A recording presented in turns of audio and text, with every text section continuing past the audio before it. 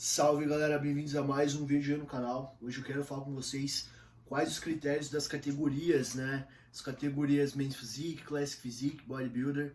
Eu vou começar falando sobre a categoria Bodybuilder, quais são os critérios para o cara que quer competir na categoria, para você que gosta de acompanhar um esporte, ou você também que é atleta ou quer competir, certo? Então, cara, vamos começar pela categoria Bodybuilder, porque é a principal categoria do fisiculturismo. Quero falar também as tendências aí que eu vejo para essa categoria nos próximos anos e também falar um pouco sobre o Olympia 2023, né? Já fiz vídeos sobre, mas cara, sempre dá para tirar alguma coisa a mais aí do que a gente viu do maior campeonato de fisiculturismo aí do mundo, beleza? Então vamos lá. Começando, categoria Bodybuilder, rapaziada. Quais são os critérios que são avaliados? Primeiro é volume muscular. Segundo é definição e terceiro simetria, e simetria também se encaixa na linha do atleta, né? Então vamos começar pelo primeiro critério. Jean, o que é o volume? Cara, volume é nada mais que a massa muscular que você tem. Então isso vai preencher o volume muscular, certo? Quando vem um atleta, sobe um atleta e os árbitros falam nos feedbacks que vocês acompanham nos canais, por exemplo, fulano de tal falta volume, que significa que falta colocar mais músculo aí no shape, entendeu? Para ficar mais estético, para ficar mais proporcional. Porque é isso que a gente busca no fisiculturismo, proporcionalidade e estética acima de tudo, beleza? E segundo lugar, a definição. Então, definição, vocês sabem, né? É estar sem gordura e retenção, com as fibras musculares bem aparentes, né, com as divisões musculares também bem aparentes, com aquele quadríceps, por exemplo, todo fibrado, todo cavocado, abdômen cravado, entendeu? Esses são os aspectos. Ah, não poderia esquecer a bundinha fibrada também, né? A bundinha fatiada, isso também tem que ter, ok? Isso engloba no aspecto de definição e condicionamento, né? Acredito que até condicionamento tem muita gente que erra nesse termo. E o condicionamento, o que é? Condicionamento, rapaziada, é estar muito seco, tipo, com praticamente sem nada de retenção, extremamente definido e com músculo cheio. Então, quando o pessoal, desculpa aí que eu acabei de fazer uma refeição aqui, quase 1 quilo de comida, né? Meu bookingzinho aí tá foda. Quando um árbitro fala, pô, aquele cara tá bem condicionado, significa que ele está extremamente seco, entendeu? No talo e está com musculatura cheia, densa. Isso significa estar no bom condicionamento, né? E já tô falando sobre esse tópico de densidade. O que significa densidade, Jean? É o aspecto de músculo parecer uma pedra, entendeu? Quando o atleta ele vai, por exemplo, faz o mais musculoso e aparece um músculo, mano, empedrado demais, muito fibrado, muito vascularizado, isso é o aspecto de densidade. Isso são todos pontos que são avaliados aí pelos árbitros, que eles levam em consideração como um fator positivo na decisão de colocar as colocações, as premiações, beleza? E por último tópico aí, a simetria, certo? O que seria simetria, Jean? Vamos por exemplo, duplo bíceps de frente. Na categoria bodybuilder, os atletas, eles sempre tentam posar em forma parecendo um X, ok? O X é algo que é muito prevalecido nessa categoria. Então, duplo bíceps de frente, os atletas deixam as pernas afastadas, fazem o duplo bíceps, entendeu? E para a pessoa que está olhando de baixo, vai aparentar praticamente um X, né? Então as partes de baixo, aqui o X, no meio a linha de cintura fina, entendeu? E em cima a expansão de dorsal com o braço, certo? Isso tudo vai proporcionar aquele aspecto em X no shape. E é sempre importante, cara, frisar isso para vocês, rapaziada, porque o X ele tem que estar sempre prevalecendo em todas as poses, entendeu? Praticamente, tem duplo bíceps de costas, tem que estar prevalecendo, duplo bíceps de frente, tem que estar prevalecendo. Essas são coisas assim que tem que ter, entendeu? Abdominais em coxas, também tem atletas que acabam perdendo colocações por não se atentarem a isso, né? pontos importantes sobre o volume muscular que eu preciso falar com vocês.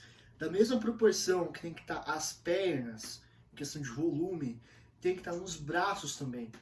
Então, é importante os atletas sempre se atentarem a essa questão de proporcionalidade. Por exemplo, eu estou falando para vocês em alguns aspectos que eu estou buscando melhorar nesse meu off-season, né? Que eu tenho a intenção de ficar esse final do ano até o ano que vem inteiro, só competir final do ano que vem, para melhorar justamente o quê? Os meus braços e os meus ombros, que atualmente são meus pontos fracos, né, no meu físico. Então, estou trabalhando muito duro para conseguir melhorar isso. E às vezes uma pessoa que me vê pessoalmente, vocês assim, que me vem aqui nas redes sociais, podem falar, pô, Jean, o Jean tem um braço enorme, por que ele tem que melhorar mais ainda? Por que tem que crescer mais ainda, mais braço, mais ombro? Para quê? Para ficar proporcional, rapaziada, com o volume das minhas pernas e com a minha linha de cintura, porque a gente está sempre buscando aquele aspecto de X estético, como eu havia falado para vocês. E as categorias bodybuilder, elas são divididas por peso. Então os atletas não batem peso e altura como na Classic Physique. Eles só batem peso. Então, por exemplo, tem a primeira categoria, que é até 70 quilos. Tem a segunda categoria, que é até 80. Tem a terceira categoria, que é até 90. E aí tem a quarta categoria, que acho que é até 102 quilos ou até 100 quilos. E aí tem a quinta, que é a mais de 100 quilos, que seria a categoria Open, ok? E isso são as categorias bodybuilder no circuito amador. Então, no amador, né, fisiculturismo amador, os atletas eles batem peso desta forma. Né? No circuito profissional, quando o atleta se torna profissional, aí ele é dividido em 212 ou Open. 212, que seria 212 libras, que dão aproximadamente 96 quilos e quebradinho. E alguma coisa, acho que 96,4, entendeu? Que daria 212 pounds, alright, entendeu?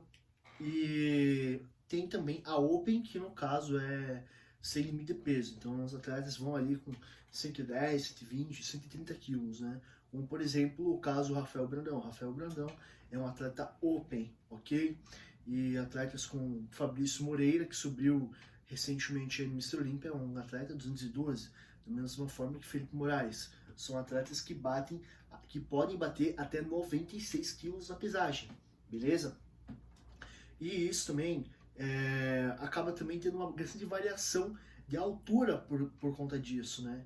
Por isso que eu falei até nos meus stories e no Instagram, cara, a categoria bodybuilder é predominantemente de caras baixos. Quanto mais baixo, melhor. Porque se o atleta, por exemplo, só bate peso, ele não bate altura, então quanto mais baixo ele for, e quanto mais massa muscular ele tiver, mais preenchido de volume, melhor para ele, entendeu? Porque ele vai se sobressair. Vamos colocar, por exemplo, aí, né, o Sean Clarida, que não ganhou nesse Mr. Olympia, ficou em segundo lugar, mas vocês podem ter ele como referência, porque ele tem, cara, ele não chega a ter 1,60 m de altura, e ele é extremamente preenchido em questão de volume muscular. Ele bate de frente com atletas Open, por exemplo, quando ele vai competir, entendeu? E por que isso acontece? Porque ele tem muita mais vantagem por ser baixo e conseguir ter mais preenchimento muscular, né? Mas enfim, a categoria 212 eu também achei muito justo o Kione ter ganhado, né? O Kione ele bateu assim de frente com o Tchau Clarida, bonito, ele não perde em volume pra ele pra nada, e tem uma linha muito mais estética, um abdômen muito mais controlado.